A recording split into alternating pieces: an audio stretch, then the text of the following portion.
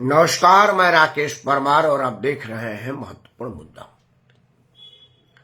बस आज का महत्वपूर्ण मुद्दा तो यह है कि एशिया कप फाइनल के लिए भारत क्वालिफाई कर गया। दुबई के इंटरनेशनल स्टेडियम में उसने ऑस्ट्रेलिया को धूल चटाया। शानदार ऑलराउंड परफॉर्म आज देखने को मिला।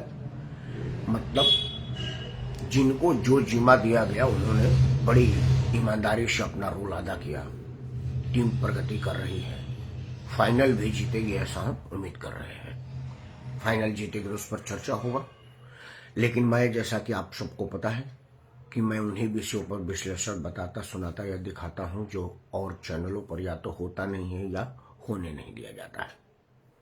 आज का जो मेरा विश्लेषण है यह तो निश्चित तौर से कोई जरूर चाहेगा कि इस पर विश्लेषण ना हो, चर्चा भी ना हो। मैं बात कर रहा हूं भारत में प्रतिबंधित होने जा रही या हो चुकी 15 साल पुरानी डीजल गाड़ियां और पेट्रोल गाड़ियां और 10 साल पुरानी डीजल गाड़ियों को स्क्रैप में डालने की आदेश पर।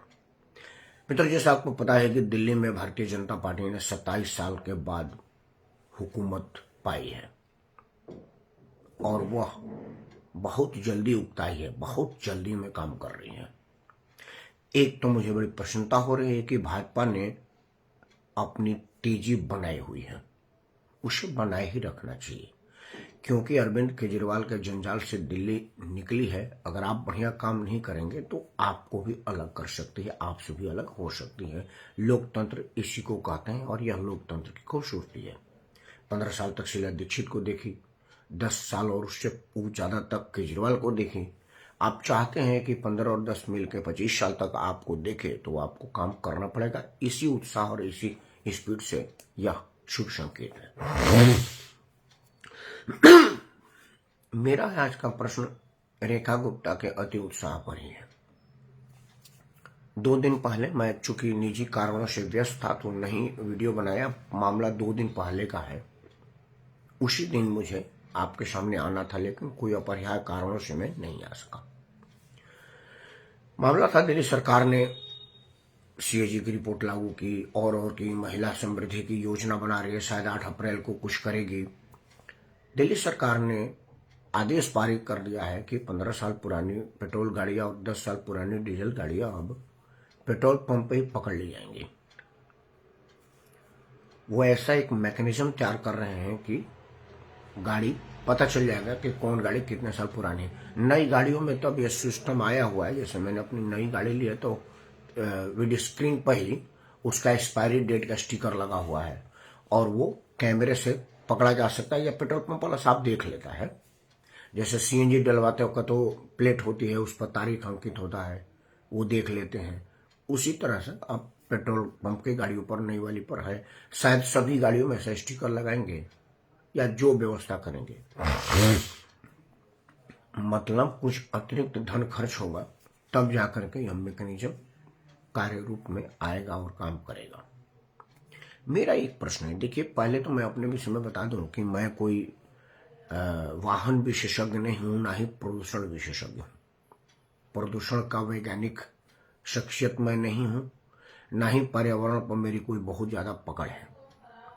गाड़ियों के विषय में भी मेरे को बहुत कोई नॉलेज नहीं है। मेरे को 2 बातें बिल्कुल क्लियर है, जो चीजें मैं जानता हूं उसमें मैं एकदम दावे के साथ कह सकता हूं कि वो मालूमात मेरी पूरी पक्की है, क्योंकि मैं पिछले 30-35 साल से गाड़ी इस्तेमाल कर रहा हूं दिल्ली महानगर में।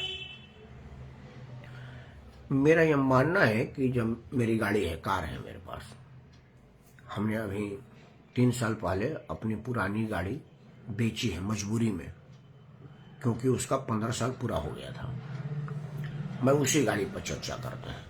जिस गाड़ी को हमने बेचा था वो पूरी की पूरी गाड़ी थी।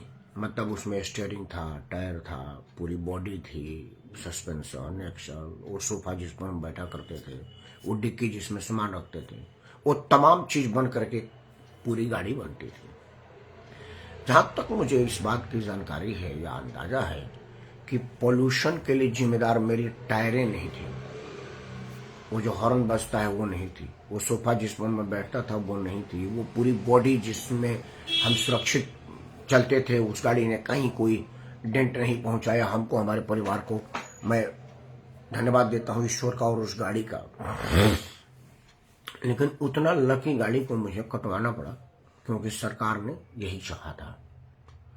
तो क्या यह ना हो कि भाई आपके विशेषज्ञ, आपके पास तो विशेषज्ञ हैं, वो यह पहचान करे कि पूरे गाड़ी में ऐसा कौन सा पार्ट है जिससे प्रदूषण फैलता है। कोई कार्बोरेटर होगा, इंजेक्टर होगा, साइलेंसर होगा या कुछ और होगा, मैं नहीं जानता, लेकिन यह जरूर जानता हूं कि कुछ एक पार्ट है जिसकी वजह से पूरा प्रदूषण फैलता है और हमारे लिए घातक होता है। मैं ये मान लेता हूं कि आप कहिए कि एक पार्ट्स नहीं बदल सकता, पूरी इंजन बदल सकती है। पूरी इंजन बदली जाती है क्योंकि आज से करीब 30-35 साल पहले हम लोगों ने एक गाड़ी लिया था, जिप्सी बड़ा पेट्रोल खाता था। तो एक ईसुजू का इंजन हमने डीजल का उसमें लगवाया था। अभी ठीक ठीक याद नहीं है, लेकिन उस वक्त मैं अंदाजे से कहता हूं कि अगर गाड़ी का दाम 2 लाख रुपया था तो वो इंजन 25,000 रुपये में लग गई थी, नई सील बंद इंजन लगी थी। मेरा एक दोस्त था, वो महंगी गाड़ियों का शौक रखता था, तो उसने एक शानदार मर्सिडीज लिया जिसका इंजन सील हो गया था। उसने क्या करा कि उसका इंजन हटवा करके एक कोई छोटे गाड़ी के इंजन को फिट करवाया। और ये दत्तकथा नहीं है, ये झूठ नहीं है कि आप कहेंगे कि मर्सिडीज में मोटरसाइकिल का इंजन कैसे फिट हो जाएगा। नहीं, मोटरसाइकिल का नहीं था, कोई दूसरा इंजन था। और वो इंजन फिट करा करके उस पर सीएनजी किट लगवाया और वो गाड़ी अभी तक चल रही है। मर्सिडीज 40 लाख रुपए के ऊपर की गाड़ी है। बॉडी तो उसकी पूरी मर्सिडीज है, शान उसका है ना भाई मैं मर्सिडीज में चल रहा हूं। किसको पता है कि बोनट उठा के सीएनजी डलवा रहा है रोज रोज, इंजन दूसरा है। मेरा ये मानना है कि क्या कोई ऐसा व्यवस्था ना डेवलप किया जाए जिससे हमारे प्रदूषण के वैज्ञानिक, मोटर के विशेषज्ञ, गाड़ियों के जानकार यह मालूमात करे कि गाड़ी में कौन सा ऐसा पार्ट है जिससे प्रदूषण बढ़ रहा है या बढ़ेगा, उसको बदल दिया जाए। पूरी गाड़ी बदलवा करके आप क्या हासिल करना चाहते हैं? आप पर्यावरण की चिंता कर रहे हैं या किसी परिवार की चिंता कर रहे हैं? मेरा मतलब गाड़ी बनाने वाले उद्योगपतियों के परिवार की चिंता कर रहे हैं, क्योंकि आपका मानना है या आपका मानना होगा शायद कि भाई मजबूरी है कि अब आपने जो एक बार गाड़ी में चल गया उसको गाड़ी चाहिए, चाहे वो दरवाजे पर खड़ी रहे। उसका मैं जीता जाता उदाहरण हूं। 30 दिन में मैं 5 दिन भी अपनी गाड़ी का इस्तेमाल नहीं करता, क्योंकि अब मैं चैनलों पर जाता हूं तो स्टूडियो गाड़ी भेज देती है, किसी कंपनी के काम से जाता हूं तो कंपनी वाले गाड़ी भेज देते हैं, राजनीतिक काम से जाता हूं तो वो राजनीतिक वाले लोग अपनी गाड़ी भेज देते हैं, और मुझे कहीं बहुत दूर जाना होता है और सीधी लाइन है तो मैं मेट्रो का इस्तेमाल करता हूं। दिल्ली की जाम में कौन गाड़ी चला करके अपना बीपी बढ़ाए। लेकिन मेरी गाड़ी जब वो 15 साल वाली बेचने पर हुई तो पहले ये हुआ कि पहले गाड़ी आएगी घर में तभी जाएगी। ऐसा हुआ कि मैं नई गाड़ी लिया तो उसमें से वो पुरानी गाड़ी का दाम एडजस्ट हुआ और बाकी का पेमेंट मुझे करना पड़ा। गाड़ी गई तब गाड़ी आई, पार्किंग एकदम मेरा फुल था पहले से ही, वो आदत पड़ गया है। तो आपको लगाओ कि भाई 15 साल के चक्कर में गाड़ियां कटेंगी तो कंपनियों की गाड़ियां बिकेगी। लेकिन मेरा एक अनुमान है, मैंने भी कुछ सर्वे किए हैं, कुछ लोगों से पूछताछ किया है। सर्वे मीन्स कुछ लोगों से पूछे, ये दिल्ली की सर्वे बता रहा हूं मैं। ईश्वर की कृपा से दिल्ली के धनाढ्य वर्गों में उठना बैठना है। चूंकि मैं कंपनी मामलों का काम देखता हूं और कंपनी कोई गरीब आदमी तो चला नहीं सकता, बड़े बड़े उद्योगपतियों का काम देखता हूं। उद्योगपतियों की वजह से समाज में रहने की वजह से बड़े बड़े अफसर भी जानते हैं, उनके यहाँ भी आना जाना है। नेता है, अफसर और उद्योगपति, यही 3 लोग ना जो धरती का धन उनके पास है, और तीनों लोगों से मेरा ठीक ठाक जान पहचान है। तीनों लोगों का यह मानना था कि राकेश पहले हम लोग मॉडल देख करके गाड़ी लेते हुए, नई मॉडल आई है तो ले लो, कई कई गाड़ियां तो उनके पास जिसका 10-10 साल तक खड़ी रहती थी और 2-2 हजार किलोमीटर भी नहीं चल पाती थी, क्योंकि इतनी गाड़ी जाएंगी कहाँ। लेकिन वो कह रहे कि अब हम गाड़ी नहीं ले रहे, क्योंकि गाड़ी 10 साल के बाद डीजल और 15 साल के बाद पेट्रोल गाड़ियों को स्क्रैप बन जाना है तो पैसा लगता है भाई। 50-60 लाख रुपया की गाड़ी है, कौन 5 दिन के लिए कटवाएगा। उसका मैं एक उदाहरण देकर वीडियो को शॉर्ट करूंगा। आप सबको पता है कि अभी 10 दिसंबर को हमने अपनी बेटी की शादी की। हमने कहा कि भाई मेरी लड़की पैदल नहीं जाएगी, मैं गाड़ी में ही भेजूंगा, यह मेरा इच्छा है। उन्होंने कहा नहीं मुझे कुछ नहीं चाहिए, मैं दहेज लूंगा नहीं। एकदम दहेज के लिए सख्त विरोध करके 1 रुपया भी मुझे नहीं चाहिए, आप लड़की दे रहे हैं, पैसा क्यों, उनका बड़कपन है। हमने कहा कि कोई बात नहीं, मैं गाड़ी तो कम से कम दूंगा। तो जो हमारे समधी साहब थे उन्होंने एक बात कहा कि मेरे पास पहले से गाड़ी है और पार्किंग की वैसी समस्या है। दूसरी क्या है कि इस्तेमाल कौन करेगा, मैं और मेरा बेटा, 2 ही आदमी घर में और दोनों लोगों के पास गाड़ी है। तीसरी गाड़ी खड़ी रहेगी। पहली समस्या की कहाँ खड़ी होगी, शहर में पार्किंग का समस्या है, और दूसरा की खड़ी खड़ी 10 साल में कट जाएगी। और आप कम से कम 15-20 लाख की तो गाड़ी देंगे, इससे नीचे तो गाड़ी ही नहीं है। तो 15 लाख रुपया 10 साल में स्क्रैप बन जाएगा, क्या फायदा। वह बात मुझे समझ में आई और उन्होंने कहा कि मैं आपकी बहन बेटी पैदल कहाँ आएगी, मेरी गाड़ी जाएगी ना लड़का लेकर के, उसी में आएगी, इज्जत से आएगी और मेरी बहू होगी। वह बात मुझे नहीं अच्छा लगा। यह जरूर अच्छा लगा कि भाई आपका 15-20 लाख की गाड़ी 10 साल में स्क्रैप बन जाएगी। वह चिंताजनक था। मतलब अगर वो स्क्रैप पॉलिसी नहीं होती तो मैं एक गाड़ी देता, मतलब कंपनी की एक गाड़ी बिकती। यह बात विचार करने वाला है। कंपनी वाले पता नहीं यह सोच रहे हैं कि नहीं। उनका जो टीम है मार्केटिंग वाली, वो इस पहलू पर विचार कर रही है कि नहीं, मैं नहीं समझ पा रहा हूं। लेकिन इस पहलू पर विचार हो या मैं जरूर कहूंगा, क्योंकि गाड़ियों का व्यवसाय दिनों दिन फूल फल रहा है।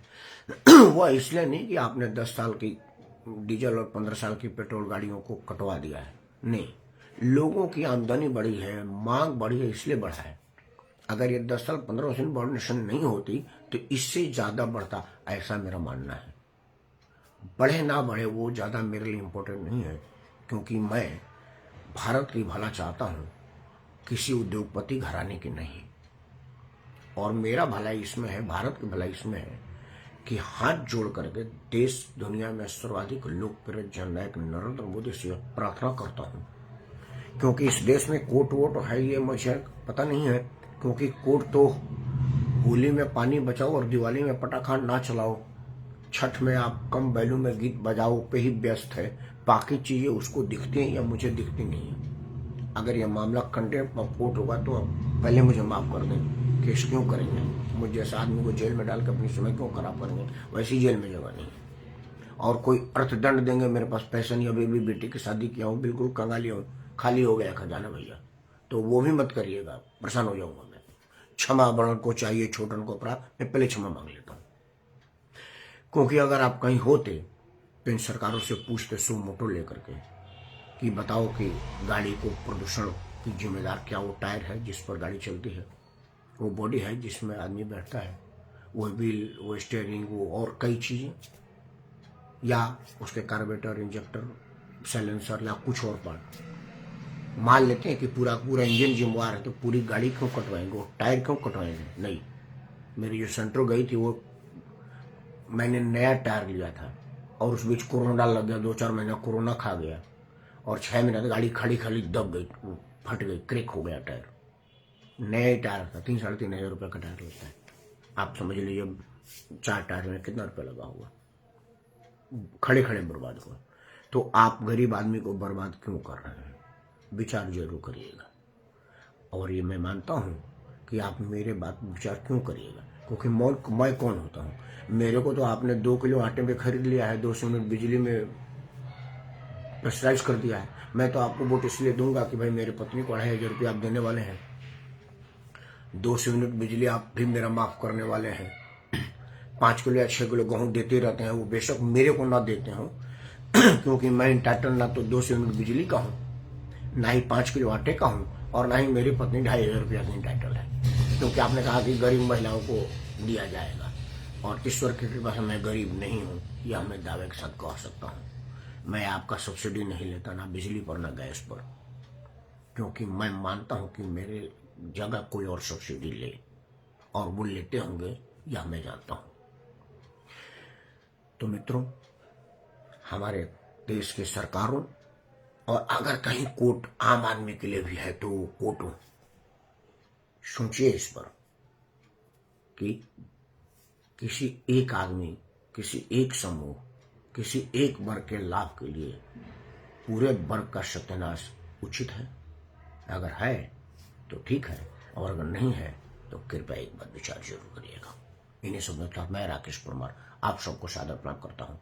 जय हिंद, वंदे मातरम और भारत माता की जय।